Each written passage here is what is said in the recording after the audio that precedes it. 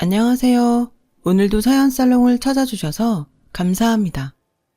사연을 보내는 저는 올해로 30대 중반에 접어든 가정주부이면서 지금은 어느 정도 성공했다는 평가를 듣고 있는 사업가예요. 친정 어머니와 함께 시작했던 음식 관련 사업이 성공을 이루면서 지금에 이르게 되었죠. 제가 성공을 이루기 직전, 그러니까 20대 후반에 갓 결혼한 세대기던 시절 이야기랍니다.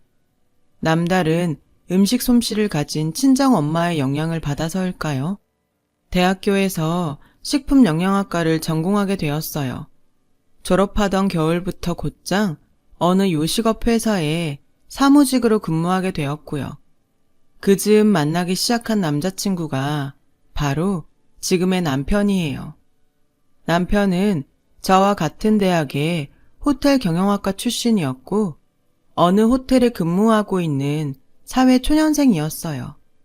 저희 둘 모두 넉넉한 집안 형편은 아니었기에 치열한 사회초년생 시절을 보냈죠. 그 바람에 연애 기간도 꽤나 길어졌고요.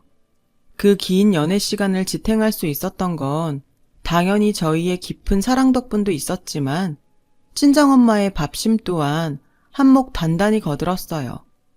남자친구는 본가에서 해주는 밥은 맛이 없다면서 친정엄마가 때때로 불러다 차려주는 밥상을 무척이나 기다리고 반겼어요.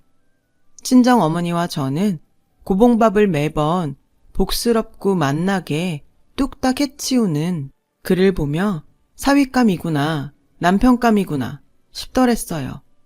그렇게 긴 연애 기간이 흐른 뒤 각자의 직장에서 자리를 잡게 된 저희는 자연스럽게 결혼 준비를 시작했고요.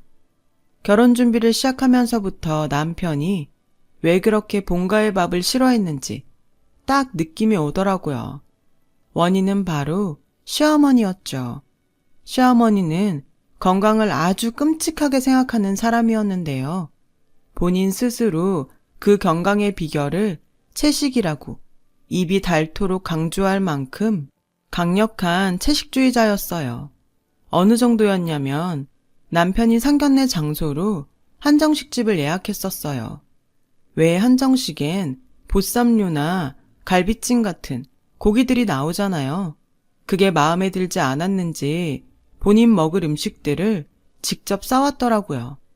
시어머니는 조리도 되지 않는 날것 그대로의 채소들을 식탁에 늘어놓으면서 투덜투덜 음식 투정을 늘어놓았고 그 말을 듣는 저와 친정 엄마는 세상에는 참 다양한 사람들이 많구나 싶었어요.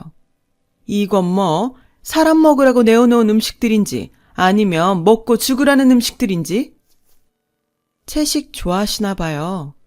좋아한다기보다는 말이야 바른 말이지. 인간은 원래가 초식동물이야, 초식동물. 그렇게 생각하시는구나.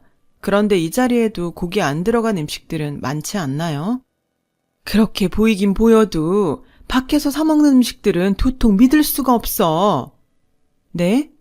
뭐 하나 동물 성분이 없는 음식들이 없잖니. 고추장에도 동물성 성분 조미료가 들어가 있고 김치에 들어간 젓갈도 동물성 성분이고 된장찌개에도 하다못해 멸치 육수라도 썼겠지. 동물성 성분들은 하나같이 독이에요. 사람 죽이는 독. 네. 여러분들께서는 비건이라는 말을 혹시 들어본 적 있으신가요? 육류, 가금류, 난류, 어류, 유제품들을 섭취하지 않는 형태의 채식주의자를 지칭하는 말이 바로 비건인데요. 시어머니는 이러한 비건 채식 스타일에 본인 가치관까지 접목시킨 아주 독특한 형태의 채식주의자였어요. 채식을 바탕으로 거의 모든 음식을 생식으로 먹는다고 해야 할까요? 식자재를 불에 강호하지 않은 채로 자연 상태 날것 그대로 먹거나 혹은 말려서 먹는 방식이죠. 불에 가공해서 먹는 음식은 오직 밥 하나뿐이었어요. 그런 시어머니의 식탁을 간단히 설명하자면 이래요. 따끈따끈하게 지어놓은 쌀밥에 반찬이라고는 날 것 그대로 썰어놓은 당근, 오이, 말린 호박과 가지 등 채식이 전부였어요. 그 반찬들을 오직 굵은 소금에 찍어 먹기만 할 뿐이었죠. 고추장이나 된장 같은 양념들도 절대로 식탁에 올리는 법 없었죠. 물론 시어머니가 채식주의자라고 해서 흉보자는 건 아니에요. 세상에는 사람들 숫자만큼이나 다양한 삶의 방식이 있고 채식주의 또한 그 중에 하나일 뿐이니까요. 범죄를 옹호하는 것을 제외한 모든 삶의 방식이 존중받아 마땅한 만큼이나 시어머니의 채식 또한 존중받아 마땅한 것이라 생각하고요. 하지만 문제는 시어머니 본인의 채식주의를 타인에게 억지로 강요한다는 것에 있었어요. 결혼 후 한동안은 큰 문제 없이 보냈어요. 시댁과 신혼집이 제법 거리가 되었던 데다가 남편이 저의 든든한 방패막이가 되어주었거든요. 그러던 어느 날, 있잖아 여보, 지금 제일 받고 싶은 선물 딱 한 가지만 말해봐봐. 선물? 자기 성과금 받았구나? 물질적인 거 말고, 응? 장모님 애인 생기셨대? 잘됐다. 혼자 많이 외로우셨을 텐데. 자꾸 뭐래. 나 지금 우리 얘기하고 있거든. 당신 설마 눈치도 못 채고 있었던 건 아니지? 무슨, 나도 안다 뭐. 고마워 여보. 고생 많이 했어. 앞으로 더 열심히 살자 우리.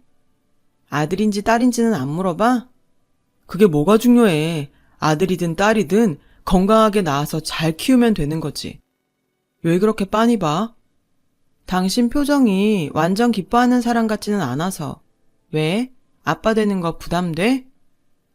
부담이라기보다는 그래, 숨길 일은 아니니까. 나 해외 연수 기회 잡았어. 한 3, 4년 외국에 있는 호텔에서 근무하게 될 것 같아. 에이, 난 또 뭐라고. 좋은 일이잖아. 태어날 아이의 부모이기 전에 당신에게도 당신의 삶이 있는 거고. 아이는 나랑 친정엄마가 잘 돌볼게. 마음 편히 다녀와. 얘기는 고마운데 난 자꾸 우리 엄마가 걱정돼가지고. 시어머니가 왜? 채식? 걱정하지 마. 설마 임신한 며느리한테까지 강요하겠어? 그래도 마음이 좀... 정말 괜찮겠어? 진짜지 그럼. 내 가정은 내가 지킨다. 와이프 믿지? 남편은 그렇게 저희 전폭적인 지지를 받으며 해외 연수를 떠났습니다. 혼자 남겨진 저는 임산부로서 그리고 사회인으로 최선을 다했어요. 그러던 어느 날 저는 뜻밖의 진단을 받게 되었어요. 유산 위험이 있다는 진단이었는데요. 다행히 큰 위험은 아니었어요. 다른 임신 초기의 임산부들보다 아주 조금 위험이 높을 뿐 정상적인 생활에 지장을 주거나 크게 신경 써야 할 정도는 아니었어요. 하지만 호시탐탐 저에게 희한한 형태의 채식을 전파할 기회만을 노리고 있던 시어머니에게는 약간의 유산조짐이 있다는 소식이 빌미가 되어버렸던 모양이었죠. 제가 진단을 받아들기가 무섭게 저를 시댁 식탁에 불러다 앉히더라고요. 그 식탁에는 당연하게도 시어머니 스타일의 채식 식단이 차려져 있었고요. 사부인 통해서 얘기 들었다. 유산조짐이 있다지? 다행히 심각한 정도는 아니래요.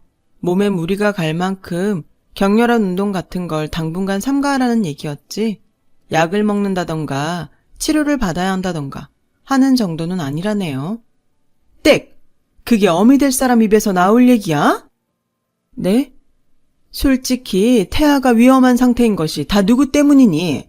다 너 때문이잖아. 혹시 지금 제가 음식을 함부로 먹어서 그렇다는 얘기를 하시려는 건가요? 당연하지. 인간은 원래가 채식동물인데 동물성 성분을 함부로 섭취하니까 유산 위험이 안 생기고 백이겠냐, 그 말이다 내 말이. 어머니, 사람이 건강하게 살아가기 위한 필수 영양소라는 것이 있는데요. 시끄럽고! 오늘부터 매일 저녁은 여기 와서 먹거라.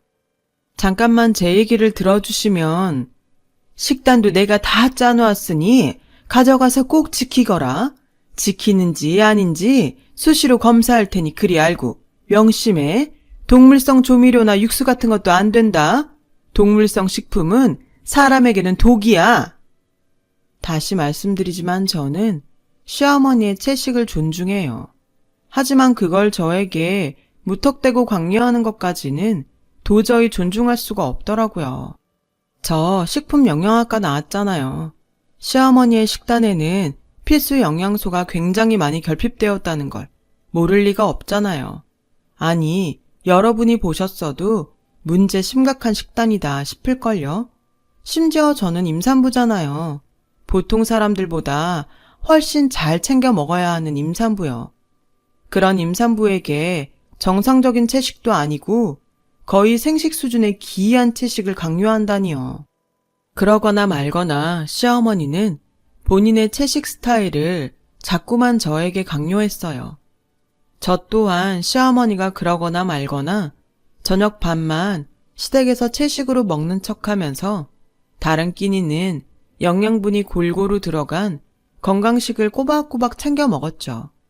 시댁에서의 저녁 식사 자리나마 시어머니의 채식에 맞춰주는 척했던 이유는 간단했어요. 아무리 걱정할 정도의 위험은 아니라지만 어쨌거나 유산의 조짐은 썩 달가운 소식은 아니니까요. 행동 하나하나 신경 쓰이는 상황에 시어머니와의 마찰로 인한 스트레스까지 받을 수 없다는 생각이었어요. 참 다행스럽게도 친정어머니가 저와 태아의 건강을 지키는데 아주 큰 도움을 주었죠.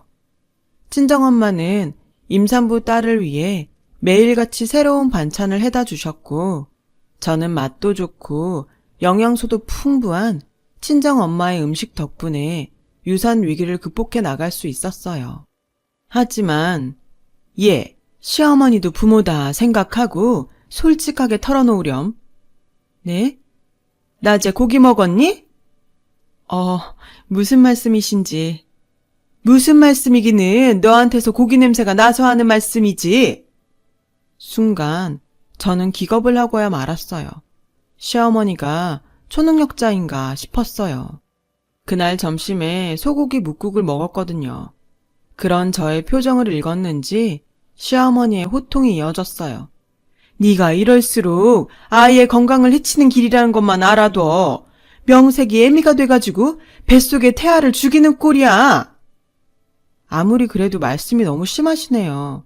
정작 태아의 건강을 해치고 있는 사람이 누군지도 모르면서. 더 말할 것도 없다. 이대로 유산하는 꼴을 잠자코 지켜보느니 옆에 바짝 붙어서 직접 돌봐주는 수밖에. 시어머니는 그 길로 짐을 바리바리 챙겨 시댁을 나섰어요.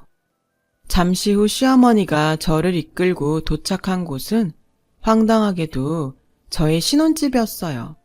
제가 뭐라 말할 겨를도 없이 시어머니는 당연하다는 듯이 안방에 짐을 풀었고 저는 졸지에 작은 방으로 밀려난 신세가 되었어요. 제일 큰 문제는 시어머니의 기이한 채식 강요로부터 벗어날 방법이 완전히 사라졌다는 것이었죠.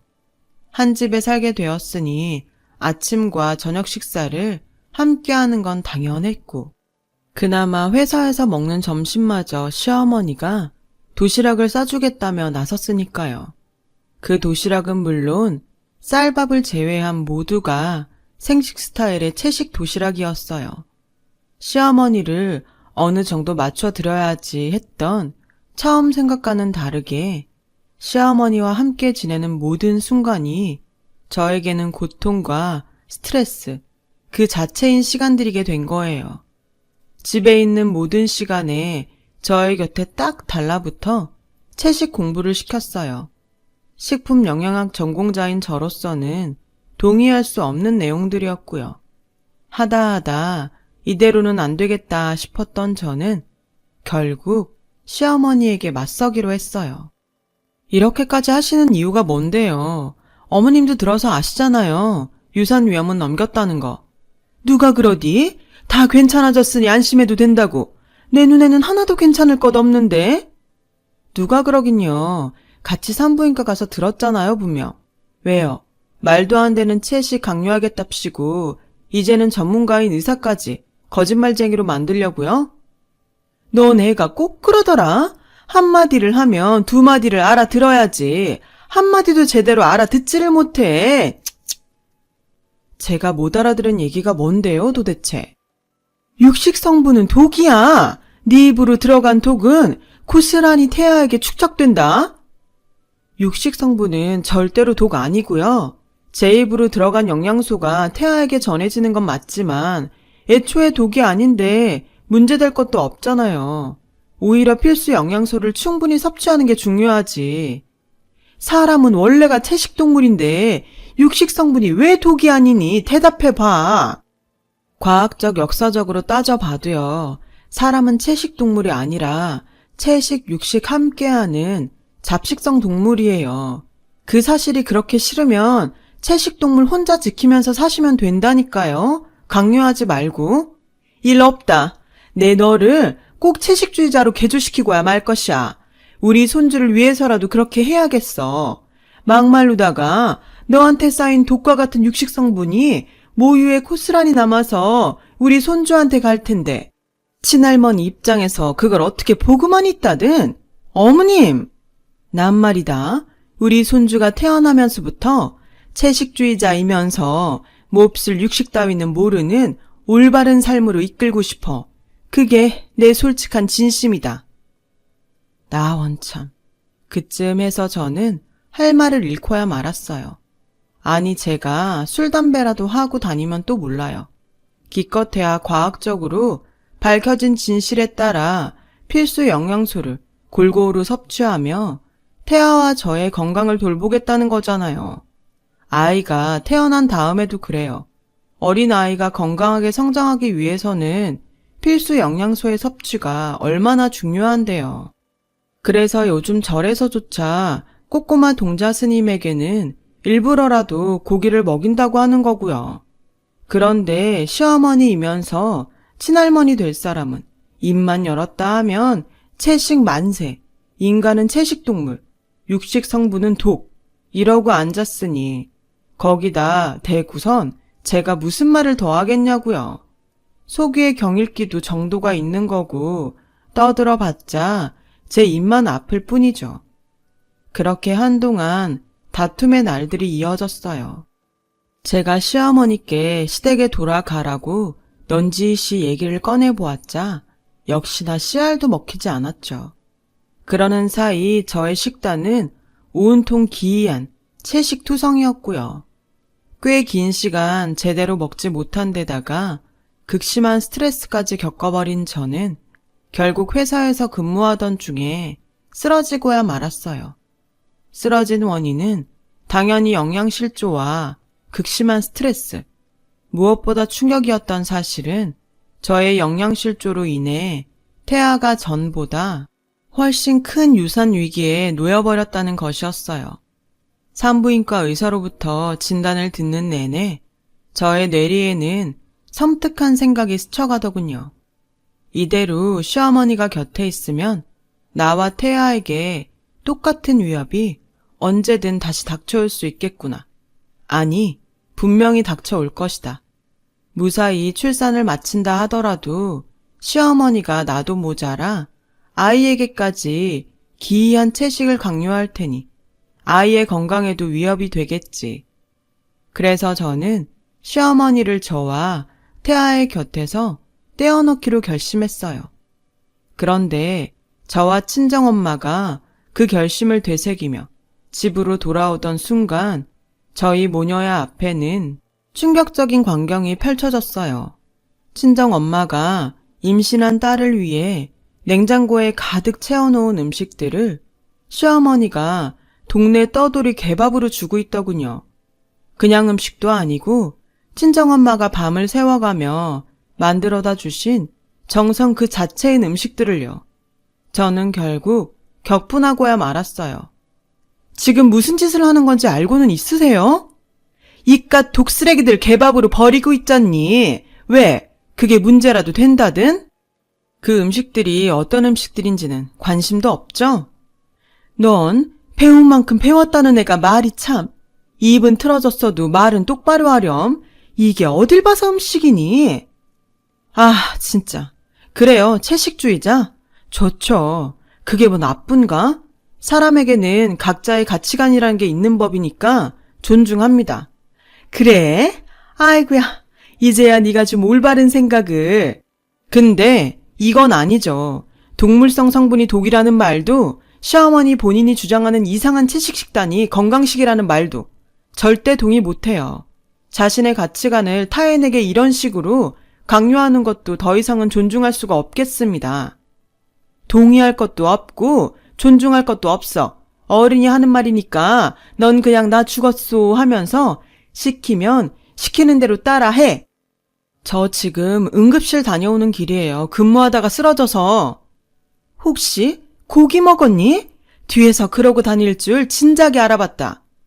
제대로 못 먹어서 쓰러진 거예요. 영양실조. 그놈의 이상한 채식 강요 때문에 받은 스트레스가 원인이기도 하고요. 저와 태아에게 독은 동물성 식품이 아니라 어머님 그 자체였다고요. 너 지금 친정엄마 앞이라고 체면 세우니? 이게 어디 버르장머리 없이? 버르장머리 없을만 해서 없는 거고 앞으로는 안 보고 살 작정으로 이러는 거죠. 의절이라도 하겠다? 누구 맘대로? 유감이지만 해외 연수 중인 댁내 아드님과도 통화 마쳤네요.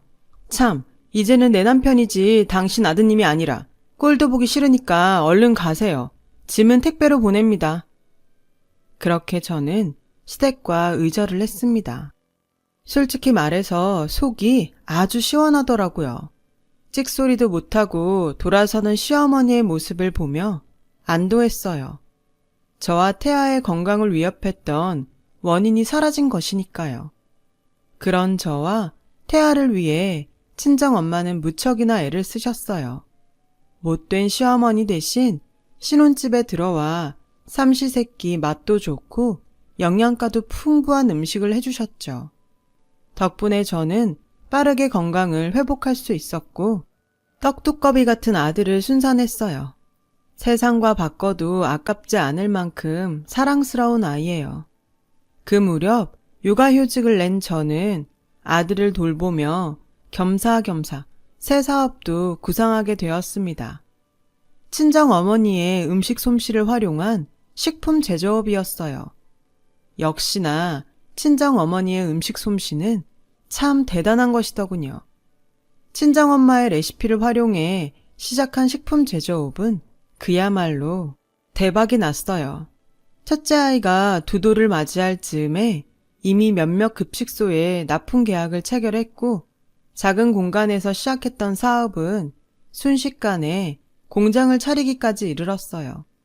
그렇게 저와 친정어머니는 한동안 사업 확장차 출장을 연달아 다니는 분주한 일정을 보내게 되었어요. 얼마 뒤 모든 출장을 마친 저와 친정어머니가 오랜만에 공장으로 돌아오던 날, 저희 모녀는 황당한 상황과 마주했습니다. 아니 글쎄, 공장에 새로 들어온 구내식당 직원들 중에 의절한 시어머니가 섞여 있더라고요. 시어머니도 놀라기는 마찬가지였는지 저에게 먼저 말을 걸어오더군요. 그렇게 보지 말거라. 너 있는 회사인 줄은 몰랐어. 오늘이 처음 나온 참이고. 여기 회사잖아요. 제가 사장이고요. 말을 가려주시죠. 에이, 같이 보낸 정이 있는데 뭘 또 그렇게까지. 공과 사 정도는 구분해달라는 말이에요. 저희 엄마와도 회사에서는 서로 존대합니다. 아무튼 일단 일 보고 계세요. 자세한 내용은 직원들한테 들으면 되니. 말도 섞기 싫다. 이거니? 못 들으셨어요? 제가 사장이라고요. 말도 섞기 싫다는 건가요? 인사 관련해서 인사 담당자에게 묻겠다는 겁니다. 그러니 일단 일 보고 계세요. 저는 그 길로 인사 담당 직원에게 시어머니의 일을 물었어요. 저와 친정엄마가 출장에 바쁜 사이에 진행된 채용건이었고 인사 담당도 당연히 그 사람이 시어머니인 줄은 몰랐죠. 저와는 의절한 사이라는 건 더더욱 몰랐고요. 시어머니의 거취를 두고 짧은 고민을 시작했습니다. 시어머니가 극단적인 채식으로 인해 건강이 아주 심하게 상해버렸고 많지도 않던 재산이 치료비로 홀라당 싹 까먹어버린 신세가 무척이나 처절해 보였거든요. 처량한 신세의 사람이 시어머니이기에 측은지심이 들었던 것이 아니라 이미 채용되어버린 직원인데다가 사정까지 딱한 직원을 모질게 해고해버릴 만큼 악덕사장은 아니거든요. 제가 직원을 바로 해고해버린다면 인사 담당 직원 체면도 깎여버리는 일이기도 했고요. 그래서 아마도 시어머니가 조용조용 일만 잘해주었더라면 회사 사장으로서 고용을 유지하는 선택을 했을지도 모를 일이었죠. 하지만 시어머니가 첫 출근을 한 지 얼마 지나지 않아서 직원들로부터 불만사항이 접수되었어요. 구내식당 밥맛이 영 이상해졌다는 거예요. 컴플레인을 접수한 저는 곧장 구내식당의 음식 맛을 점검했죠. 아, 이건 시어머니의 지시겠구나. 감이 딱 오더라고요. 그래서 시어머니를 회사 밖으로 불러내었어요. 구내식당 음식 레시피 건드리셨죠? 무슨 얘기라는 거니? 아니, 무슨 말씀이신지요? 회사 바뀌니까 말씀 편히 해도 되고요. 속일 사람은 속여야죠. 음식 맛만 보면 딱 아는데. 그러니까 있잖니. 아니 난 그냥 우리 직원들이 먹는 음식만큼은 건강했으면 하는 마음에서. 구내식당 음식이 어디가 어땠는데요? 육식 성분은 독이다? 아무래도 그렇지. 그랬어요. 구내식당의 음식 맛이 변했다는 컴플레인의 원인은 바로 시어머니였죠. 시어머니가 구내식당 레시피에 슬쩍슬쩍 손을 댔더라고요. 고깃국에 고기를 빼놓는다거나 김치에 들어가는 젓갈을 일부러 넣지 않는다거나 육수 대신 맹물을 사용했다거나 하는 식이었어요. 그러니 음식 맛이 제대로 나지 않을 수밖에요. 더욱이 기분 나빴던 건 구내식당의 식단은 회사에서 가장 중요한 것들 중 하나라는 사실이었죠. 음식 만드는 회사에 구내식당 식사가 변변찮으면 직원들 사기가 많이 떨어질 테니까요. 저희 회사가 식품회사니까요. 그래서 친정어머니의 음식 솜씨를 바탕으로 제가 식품영양학 전공까지 살려가며 맛과 영양 모두를 만족시킬 수 있도록 신경 써왔던 구내식당이었거든요. 하지만 저는 일단 화를 꾹 참았어요. 그리고는 회사의 창업주이자 사장으로서 시어머니에게 마지막 기회를 주기로 마음을 먹었어요. 좋아요. 지난 일은 없던 것으로 해드리죠. 그래 주겠니? 대신 조건이 하나 있습니다. 조건? 어디 말해보렴. 일만 계속할 수 있다면야 틀어주고 말고. 구내식당 레시피에 손대지 마세요. 채식주의를 다른 사람에게 강요하지도 마세요. 어머님의 가치관을 존중해 드릴 테니 다른 사람들의 식습관 또한 존중해 달라는 말입니다. 그럴 순 없지. 조건을 들어주실 수가 없다고요? 아무리 직원들끼리만 먹는 구내식당이라지만은 참된 현대인 입장에서 독인 것을 독이 아니라 할 수는 없다. 내 손이 닿는 이상 동물성 성분은 절대로 용납할 수 없어. 알겠습니다. 그렇다면 이 자리에서 해고 처리하는 것으로 하죠. 인사팀 직원에게 가셔서 해고 처리되었다 말씀하시고 적법한 절차 안내받으시면 되겠네요. 해고로 인해 회사가 져야 하는 책임이 있다면 하나도 빠짐없이 모두 지겠습니다. 에이, 또 그렇게 모질게 굴 것까지야. 아닌 말로다가 나 여기 아니면 갈 데가 없어요. 이 나이에 취직 자리라고는 식당 아르바이트가 전부인데 그나마도 녹록치가 않아요. 왜 녹록치가 않을까요? 뻔하죠. 그 식당들에서도 그 말도 안 되는 채식이 어쩌고 저쩌고 그렇게 하다 쫓겨났을 거 아닌가요? 유감이지만 저희 회사도 마찬가지입니다. 음식 가지고 장난치는 사람을 구내식당에서 고용할 수는 없으니까. 결국 시어머니는 그 자리에서 해고 처리되었고 저희는 긴 악연의 마침표를 찍게 되었어요. 그렇게 지금 30대 중반에 접어든 저는 시어머니의 채식 강요로부터 지켜낸 첫째 아이와 그 이후에 태어난 둘째 아이를 건강하게 잘 키우고 있답니다. 저와 친정어머니, 그리고 해외 연수에서 돌아온 남편은 아이에게 가리는 음식 없이 골고루 꼭꼭 씹어 잘 먹는 식습관도 빼먹지 않고 가르치고 있어요. 사업은 음식 납품하는 급식소를 더 늘리기 어려울 만큼 번창했고요. 시어머니는 어떻게 되었냐고요? 식당 아르바이트를 여기저기 전전하며 입에 겨우 풀칠이나 하고 다닌다는 풍문이에요. 심지어 그 식당들에서도 손님들에게 극단적 채식을 강요하다 쫓겨나기 일쑤인 신세라더군요. 신혼집에서 한 번, 회사의 레시피에 손댔다가 또 한 번, 그렇게 2번씩이나 쫓겨난 데다가 심지어 겨우 먹고 사는 신세가 되어서조차 그 버릇을 못 고쳤다니. 참, 이래서 사람 쉽게 안 변한다고 하는 모양입니다. 어떤 잘못된 믿음은 자신 말고도 주변 사람들까지 병들게 할 수 있다는 것이 무섭기도 했어요. 저도 제 가족과 자신, 회사를 위해서 건강한 정신과 건강한 육체를 가질 수 있도록 노력하면서 살아야겠어요. 저희 사연은 여기까지입니다. 들어주셔서 감사해요. 맛있고 건강한 하루 되세요. 여러분, 사연 댓글에 응원과 현명한 조언 부탁드려요. 좋아요와 구독은 저에게 큰 힘이 됩니다. 오늘도 좋은 일 가득하세요.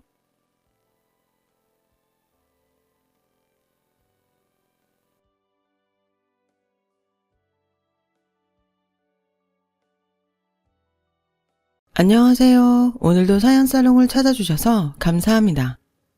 올해로 30대 중반이 된 여성이에요. 지금은 자수성가를 이룬 덕분에 안락한 삶을 보내고 있는 사업가이지만 어릴 적에는 무척 가난한 집안의 외동딸이었죠.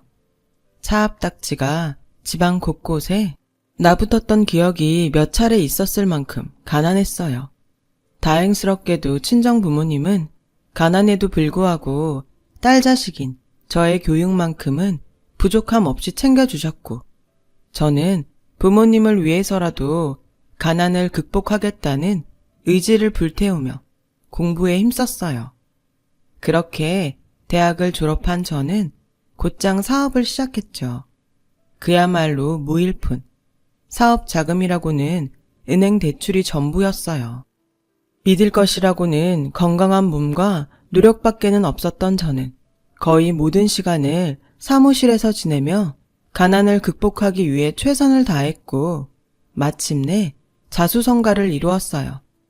번창하기 시작한 사업 덕분에 사업 자금이었던 은행 대출금도 모두 갚아낸 저는 하루하루 무서운 기세로 불어나는 통장 잔고를 마주하며 저희 가족에게는 2번 다시 가난의 서름을 느끼지 않도록 해주겠다고 다짐했어요. 그래서 저 스스로는 검소한 삶을 살지언정 친정 부모님에게만큼은 아주 후하고 극진했죠. 그런 저를 향한 주변의 평가는 자식 농사 하나는 잘 지었다는 칭찬 일색이었어요. 저도 친정 부모님도 모두가 뿌듯하고 행복한 날들이었죠. 하지만 마냥 행복하기만 할 것 같던 날들에 먹구름이 드리워진 건 저와 남편이 결혼 준비를 시작하면서부터였어요. 예비 남편은 과거에 제 친정집만큼이나 가난한 집안의 아들이었죠. 하지만 저는 자수성가를 이룬 성공한 사업가였고요. 가난한 예비 시댁과 친정 사이의 격차 때문이었냐고요? 그때나 지금이나 남편과는 아무런 문제가 없어요. 남편은 이런 사람이니까요. 주변에서 다들 그러더라. 여자들은 결혼에 대한 소망이 각자 하나씩은 있다고. 그 소망을 이루지 못한 결혼식은 두고두고 후회로 남을지도 모른다고. 갑자기 무슨 얘기야? 자기한테도 혹시 그런 소망이 있나 싶어서. 있으면 내가 다 들어주고 싶어서. 소망이라? 글쎄. 솔직하게 얘기해줘. 난 자기랑 함께하는 모든 순간 최고로 행복했으면 좋겠거든. 내가 삐까번쩍 화려한 결혼식을 원한다면? 응?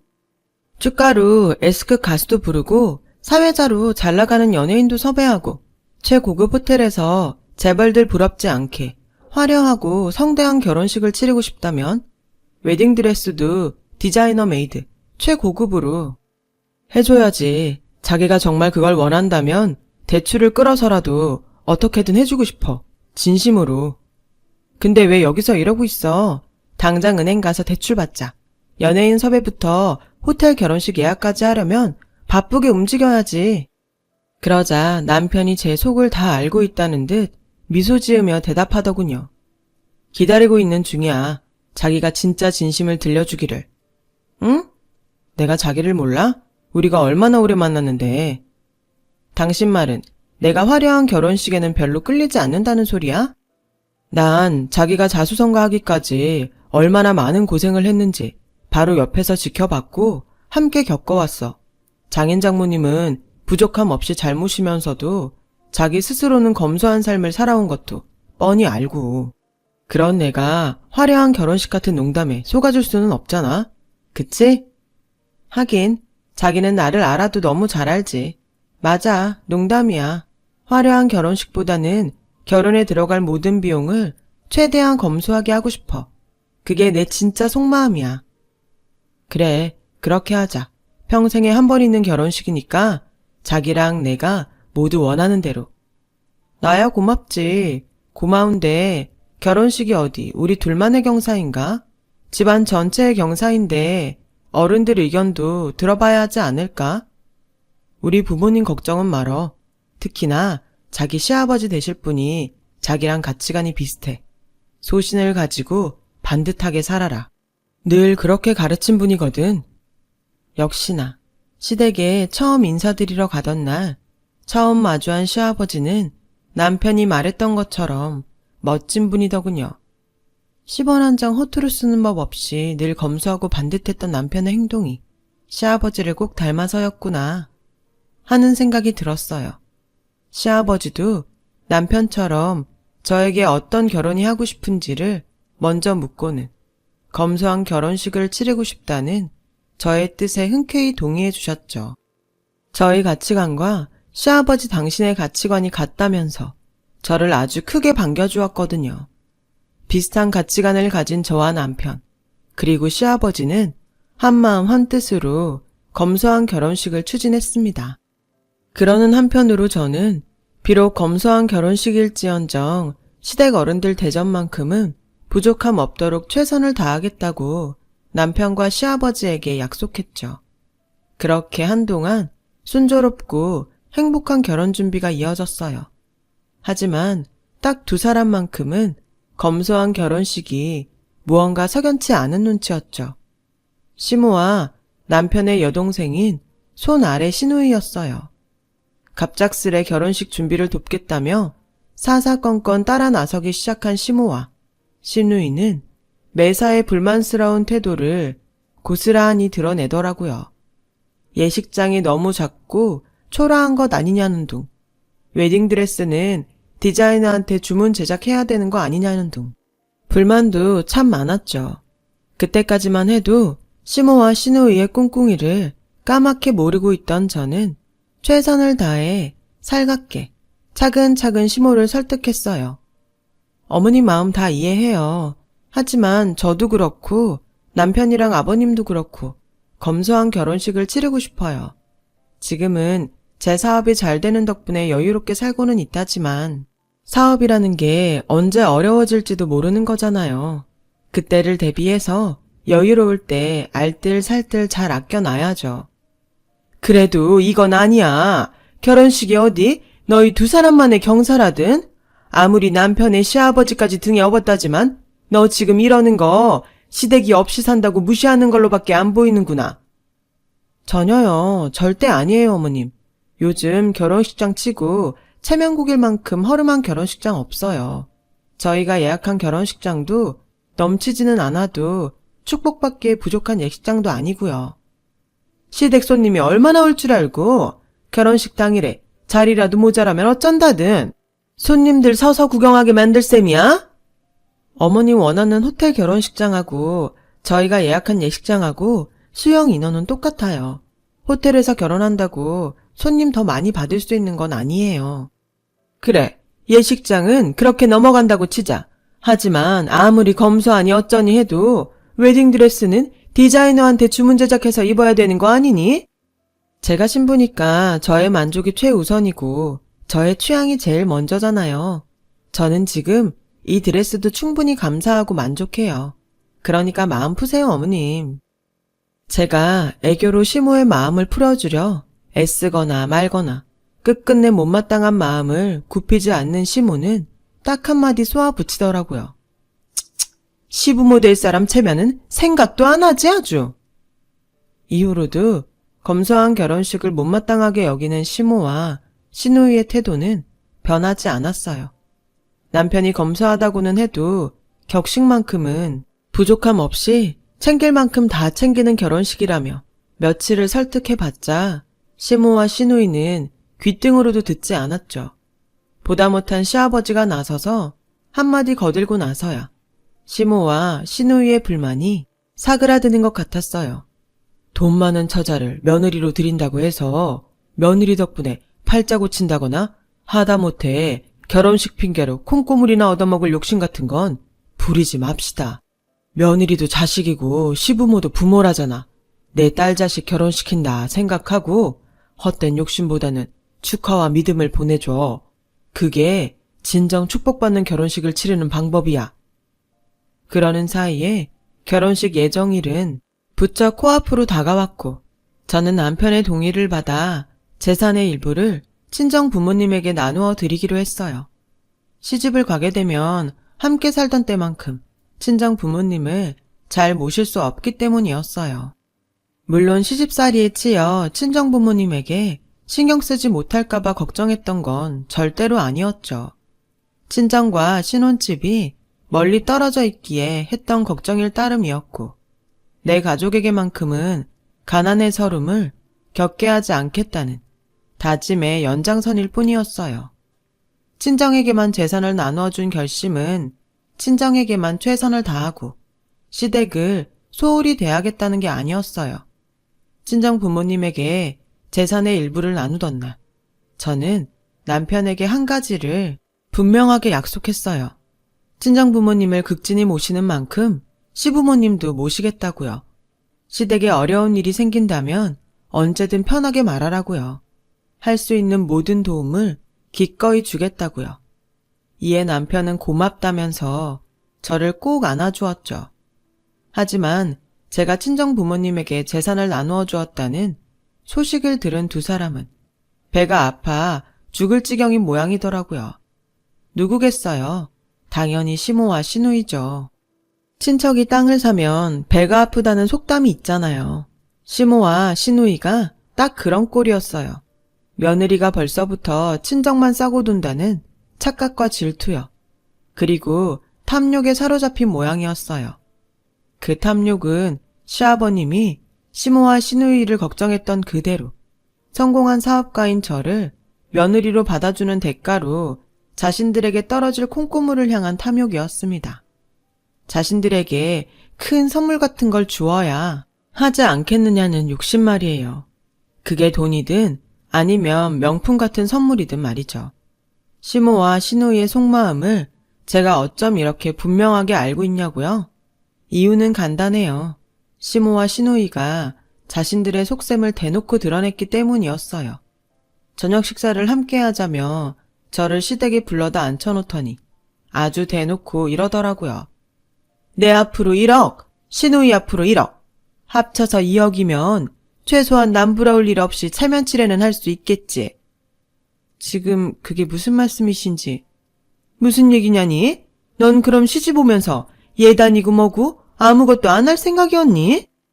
그런 건 아니고요. 예단 같은 경우는 시부모님 체면 상하는 일 없도록 남편이랑 상의해 가면서 준비하고 있었죠. 괜히 고생할 일 없다. 까놓고 얼마나 고맙니? 시댁에서 먼저 딱 정해주면 네 입장에서도 이래저래 신경 쓸 일도 없어지고 얘기했다시피 내 앞으로 1억, 시누이 앞으로 1억, 합쳐서 2억이다. 그게 현금이든 아니면 명품 가방 같은 것이든 금액만 맞추면 돼. 갑작스레 너무 과한 요구를 받은 저는 벙찌고야 말았고 발끈한 남편이 한마디 하려는 순간 시모의 황당한 말이 이어졌어요. 부담스럽다는 생각은 말거라. 너희가 하도 검소한 결혼 타령을 해대길래 원래는 4억 정도 받아야겠다 싶었던 생각을 반으로 딱 깎아서 정한 액수가 2억이니 설마 그 정도도 안 할 생각은 아니었지? 너 부자라며 성공한 사업가라며? 그때 남편과 시아버지가 한마디씩 던지며 제 편을 들어주었어요. 엄마, 뭔가 착각하고 있는 모양인데 나 이 사람 돈 보고 결혼하는 거 아니에요. 사랑해서 결혼하는 거지. 근데 엄마가 자꾸 이런 식으로 나오면 내가 이 사람 볼 면목이 없잖아. 안 그래요? 아범 말 틀린 거 하나도 없어. 신혼집이니 결혼식이니 아들 며느리가 뼈 빠지게 번 돈으로 스스로 마련했고 그러면서도 격식이 부족하지 않은 결혼식을 하겠다고 약속까지 했으면 대견한 줄을 알아야지. 근데 뭐? 현금이든 명품이든 2억? 그것도 4억 받으려고 했던 걸 반으로 깎아서? 아무리 없이 살아도 세상 부끄러운 줄은 좀 알고 살아야 하지 않겠냐고. 시아버지의 날성 꾸짖음에 시모와 시누이는 깨갱하며 한마디 대꾸조차 하지 못했어요. 저는 그제야 안도했죠. 시모와 시누이가 2억 상당의 예단을 향한 탐욕을 단념한 줄로만 알았던 거죠. 하지만 바로 다음 날이었어요. 거래처와 납품 계약을 체결하고 있던 저에게 놀랍고 당황스러운 소식이 날아든 건 그 놀랍고 당황스러운 소식은 바로 문자 2통이었습니다. 어느 명품 매장에서 2억이 결제되었다는 신용카드 결제 문자였죠. 2장의 카드에 정말 1억, 1억, 2억이었어요. 쓴 적도 없는 카드에 결제 문자를 받은 저는 급히 지갑을 들여다보았고 지갑에는 신용카드 2장이 비어있더라고요. 그 당황 속에서 저는 비로소 저의 결혼이 무언가 단단히 잘못 돌아가고 있다는 사실을 깨달았어요. 2억이 결제된 명품 매장은 시누이가 계약직으로 근무하고 있던 명품 매장이었거든요. 그리고 불현듯 떠오르는 기억 한 가지. 2억 상당의 예단을 요구받으며 당황했던 바로 어제. 저의 낡고 다 해진 지갑에 유독 관심을 보이던 시모의 모습. 역시나 카드 무단 결제의 범인은 시모와 시누이가 맞더라고요. 시모가 저의 낡은 지갑에 관심을 보이는 척 신용카드를 훔쳐내었고 시누이는 시모가 훔쳐낸 카드를 이용해 자신이 근무하는 명품 매장에서 2억 원어치 명품 가방을 결제했던 것이었어요. 그 사실을 알게 된 시아버지는 저 도둑모녀를 당장 교도소에 쳐넣으라며 성화를 부렸고 남편은 미안하다는 한마디조차 제대로 마치지 못한 채로 제 앞에서 고개를 떨구었어요. 잠시 마음을 추스른 저는 침착한 태도로 시모에게 물었죠. 2억만큼의 예단이 그렇게 탐이 나던가요? 며느리 될 사람 지갑에서 카드를 몰래 가져가야 했을 만큼이요? 딸이 근무하는 명품 매장에서 불법적 결제를 해야 했을 만큼이요? 솔직히 많이 속상하네요. 제가 2억짜리 예단을 해야 받아줄 만큼 어머님한테 부족한 사람이었나 싶어서요. 그리고 제가 원하는 가방 하나씩들 선물해 드린다고 미리 말씀드렸는데도 이렇게까지 하셨어야 했나 싶어요. 한참을 말없이 저를 빤히 노려만 보던 시모가 저를 잡아먹을 기세로 쏘아붙였어요. 부족하지 그럼. 어디가 얼마나 부족했는데요. 시댁 알기를 개똥만큼도 생각 안 하는데 그럼 안 부족하고 백이겠니? 부자 며느리 드리는 시애미 입장에서 시댁 친척 어른들한테 이렇다 할 예단도 못 돌리는 신세가 얼마나 수치스러운지 알기나 해? 진심이세요? 당연히 진심이지 그럼. 내 카드로 산 명품 가방들을 예단 삼아가지고 선물하면서 시댁 친척 어른들한테 새 며느리를 제대로 인사시켜드리려고 했어. 네, 알겠습니다. 응? 알겠다는 저의 대답이 떨어지기가 무섭게 시모의 얼굴에 당황스러운 기색이 스쳐갔어요. 지금 생각해보면 대충 둘러댄 말인데 이게 이렇게 쉽게 먹힌다고? 싶은 생각으로 드리워진 당황스러운 기색이었지만 당시 저는 그런 시모의 속셈을 까맣게 모르고 있었죠. 그래서 카드를 훔쳐 도둑 결제를 감행했던 시모와 시누이를 그냥 감싸기로 했어요. 그들의 속셈을 몰랐다고는 해도 이건 너무 갑작스러운 용서 아니었냐고요? 당연히 저도 저 나름대로 생각이 있었죠. 그동안 저한테 많이 서운하셨죠. 왜 이러니? 화내고 소리 지르고 그래야 정상 아니야? 어떻게 화내고 소리를 지르겠어요. 지금 이 상황은 제 잘못이 너무 큰데요. 친정 부모님에게만 재산을 나누어 준 제가 얼마나 야속하게 보였으면 이렇게까지 했겠어요.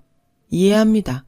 근데 제가 벌써부터 시댁은 안중에 없고 친정만 싸고 돈다는 생각은 오해세요. 시댁에게는 앞으로 살면서 두고두고 도움을 주는 것으로 대신하겠다고 남편한테 약속했거든요. 그래. 뭐 그럴 수도 있지. 그리고 죄송해요. 또 뭐를? 검소한 결혼을 추진한답시고 주변 사람들을 살피지 못한 제 잘못이 크니까요. 결혼은 저와 남편만의 경사가 아닌 양가 어른들 전체의 경사인데 이 점을 살피지 못했으니까요. 죄송합니다. 잘못을 했으면 잘못의 대가를 치르던가 말로만 사과하는 법이 세상에 어딨다든? 순간 남편과 시아버지의 눈총이 시모에게 쏟아지더라고요. 오늘의 2억 무단 결제권은 없는 일로 할게요. 제가 원해서 결제한 걸로요. 그 가방들 친척 어른들께 선물하면서 인사 잘해주세요. 그리고 시간 내서 저랑 같이 시누이가 근무하는 명품 매장 한번 같이 가요. 제가 제일 좋은 명품 가방 하나씩 어머님과 시누이한테 선물할게요. 그래야지. 그래야 하고 말고. 이제야 며느리 받는 기분이 좀 나네.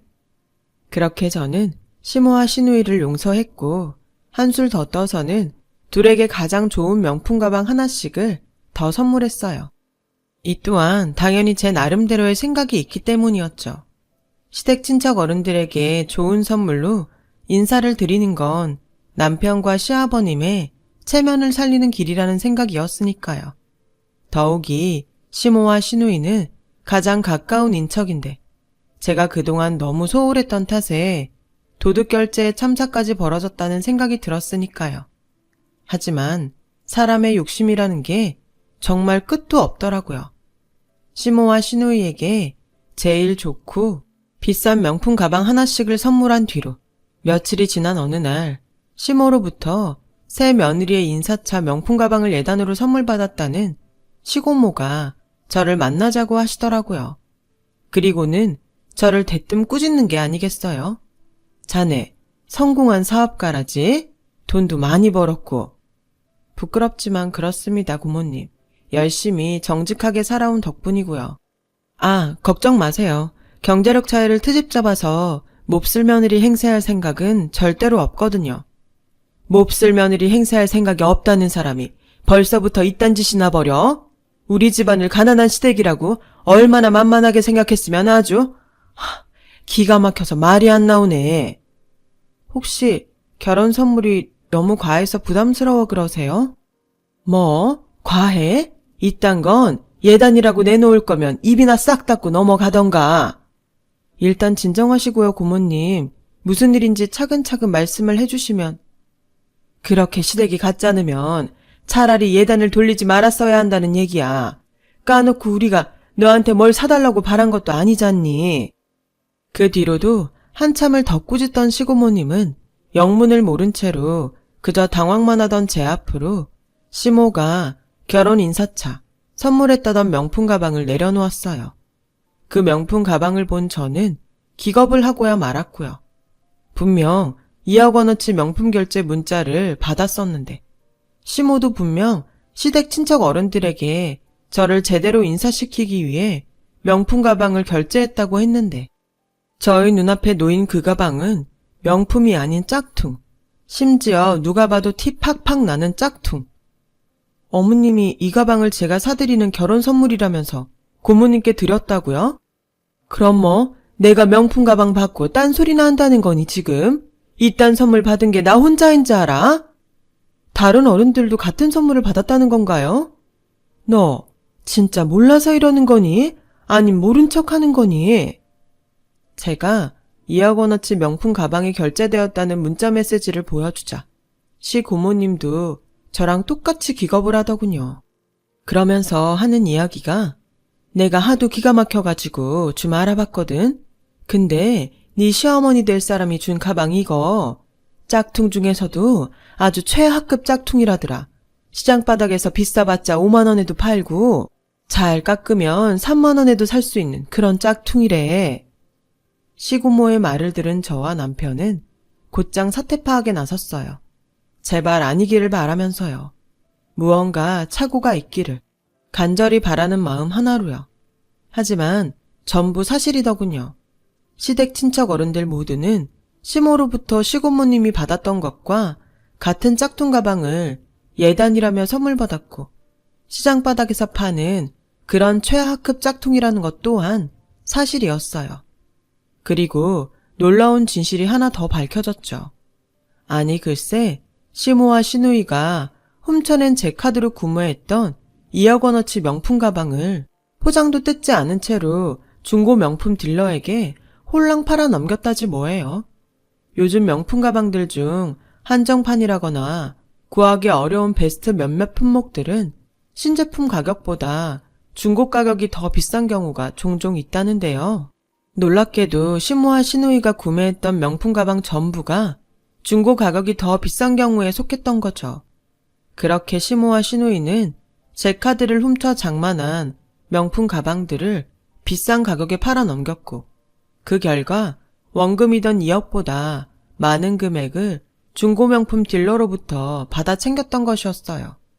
물론 그 사실을 저와 남편 그리고 시아버지에게는 입도 뻥긋하지 않은 채로 시모 시누이 둘이서만 홀랑요. 그래놓고는 시댁 친척 어른들께는 제가 준비한 예단이라면서 짝퉁을 돌렸던 거죠. 여기까지 알아내었을 때 저의 뇌리에는 물음표가 하나 떠올랐어요. 마침 남편도 저와 같은 의문을 품었던 모양이더라고요. 근데 있잖아, 왜 굳이 명품 가방들을 팔아서 현금으로 바꾸어야만 했을까? 아무리 중고 가격이 더 비싼 품목들이었다지만 왔다 갔다 번거로운 데다가 들킬 위험까지 있는 되팔이 짓거리를 굳이 버릴 이유가 없잖아? 나도 그게 궁금했거든? 근데 잠깐 생각해보니까 답은 너무 쉽더라고. 시댁이 좁으니까 그럴 수밖에 없었던 거겠지. 응? 좁은 시댁 어디에도 그 많은 명품 가방을 숨겨놓을 공간은 없는데 본인들 입으로 명품 가방을 예단 삼아서 친척 어른들에게 돌릴 생각이었다고 호언장담을 해버렸잖아.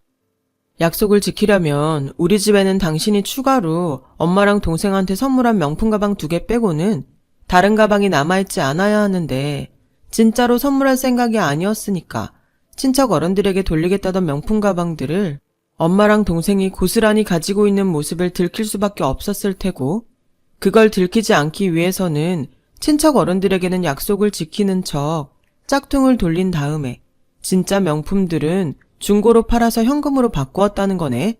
포장도 뜯지 않은 가방들을 고스란히. 당연히 그래야 했겠지. 부피가 큰 명품 가방들 무더기를 떠안고 숨기는 것보다는 현찰을 숨기는 쪽이 훨씬 쉬웠을 테니까. 현금은 통장에 입금시켜놓고 어디 잘 숨겨놓으면 그만이잖아? 와, 아무리 엄마랑 동생이라지만 진짜 실망이다. 미안해. 못난 엄마랑 동생 둔 내 잘못이야. 당신 잘못도 아닌데 뭐. 이제 어떻게 대처하느냐가 중요하지. 어떻게 할 생각이야? 일단 확인부터 해보자. 우리가 괜히 생사람 잡는 걸 수도 있으니까. 그렇게 말을 맞춘 저와 남편은 시아버지에게만 살짝 기뜸을 해두고는 시댁으로 향했어요.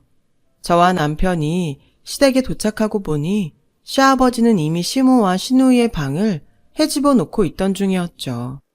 시모와 시누이가 산 명품 가방, 아니 그 명품 가방들을 되팔아서 챙긴 현금이 들어있는 통장을 찾기 위해서요. 시아버지의 완강한 태도에 발만 동동 구르고 있던 시모는 시댁에 도착한 저를 보자마자 멱살을 잡으며 따지더군요.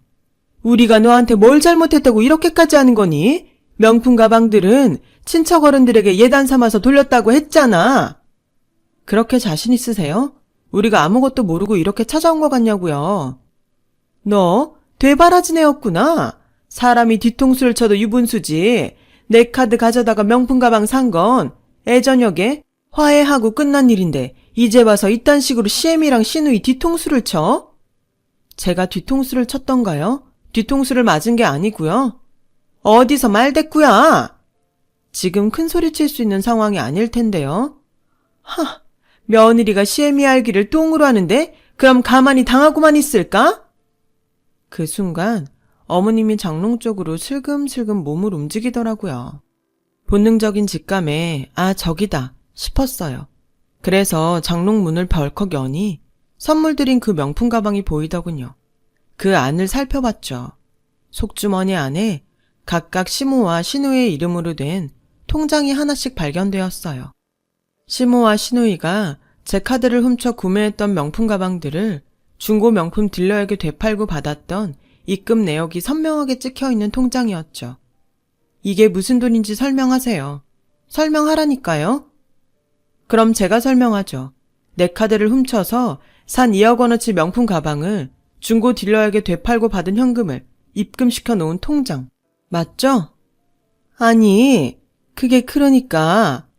그래, 팔아서 현금으로 바꿨다. 왜? 우리가 우리 가방 팔아서 현금으로 바꾸겠다는데 그게 잘못이라도 된다든? 그게 왜 두 사람 가방이죠? 친척 어른들한테 예단으로 돌릴 선물 아니었던가요? 그리고 하나 더. 두 사람은 저와 남편과 시아버지마저 속이고 친척 어른들에게 제가 준비한 예단이라면서 돌린 짝퉁 명품 가방들 말이에요. 지금 이런 상황이 도둑질이랑 뭐가 다를까요? 정말 실망입니다. 전 두 사람의 잘못을 그냥 가족이니 생각하며 품었는데 돌아온 건 결국 탐욕에 쩌든 두 사람의 뒤통수였으니까요. 뭐? 실망? 탐욕? 그래서 그게 고가워서 파혼이라도 하겠다는 거니 지금? 파혼하면 그 통장에 들어있는 돈 너한테 얌전히 돌려주기라도 할 것 같으냐? 글쎄요. 뒤통수 맞은 증거가 명백해졌으니 지금부터 확인해 봐야죠. 당신들이 이 집에서 나가든가 아니면 여기서 이 결혼을 쪽내든가. 말을 마친 제가 남편을 돌아보자 저와 똑같이 격분해 있던 남편이 시모와 시누이에게 의절을 선언했어요. 그리고 시아버지도 기다렸다는 듯 둘에게 날선 호통을 날렸죠. 두 모녀가 나란히 손붙들고 이 집에서 나가. 난 이렇게 참하고 반듯한 며느리 놓칠 생각 없고 우리 집에는 둘 같은 도둑이 있을 자리는 없으니까. 결국 시모와 시누이는 교도소로 보내겠다는 남편과 시아버지의 경고에 지레 겁먹은 채로 명품 가방을 중고로 되팔이해서 챙겼던 현금 전부를 고스란히 토해냈고 그 돈들을 토해내기 무섭게 시댁에서 쫓겨나고야 말았죠. 그날 저는 옷가지 몇 개만 달랑 챙겨 문전박대 당하는 시모와 시누이에게 마지막 말을 던졌어요. 앞으로 어디서 뭐라고 살든 내 할 바는 아니지만 혹시 지금 같은 잘못을 저지르고 싶지 않다면 이거 하나 명심해요. 가난은 도둑질의 방패막이가 될 수 없다는 거. 도둑은 그냥 도둑일 뿐이라는 거. 저는 모든 가족들의 축복을 받으며 행복한 결혼식을 올렸어요. 시모의 짝퉁 사건으로 상심해 있던 시댁 친척 어른들을 찾아뵈며 정식으로 인사를 올리고 결혼 축하를 받았죠. 현금으로 챙겼던 2억이 넘는 돈을 고스란히 토해놓고는 아쉬웠던지 제가 추가로 선물했던 명품이라도 챙겨가려다가 남편과 시아버지에게 진짜 교도소 들어가고 싶어서 이러냐는 된소리를 맞은 시모와 시누이를 보며 다시금 분명하게 깨달았거든요. 헛된 탐욕이 사람을 얼마나 망치는지를 말이에요. 그래서 저는 앞으로도 절대 헛된 탐욕에 눈이 멀어 잘못된 길은 가지 않으려 합니다. 쫓겨난 시모와 시누이는 지금 어떻게 되었냐고요? 시모와 시누이가 함께 짝퉁 명품 가방 판매를 하다가 걸렸다는 소식을 들었어요. 그 바람에 시누이는 근무하던 명품 매장에서마저 해고당했다고 하더라고요. 정말 그놈의 욕심이 뭔지요. 제 이야기를 들어주셔서 감사합니다. 들어주신 모든 분들 건강하시고 행복하세요. 저도 즐겁게 잘 살겠습니다. 여러분, 사연 댓글에 응원과 현명한 조언 부탁드려요. 좋아요와 구독은 저에게 큰 힘이 됩니다. 오늘도 좋은 일 가득하세요.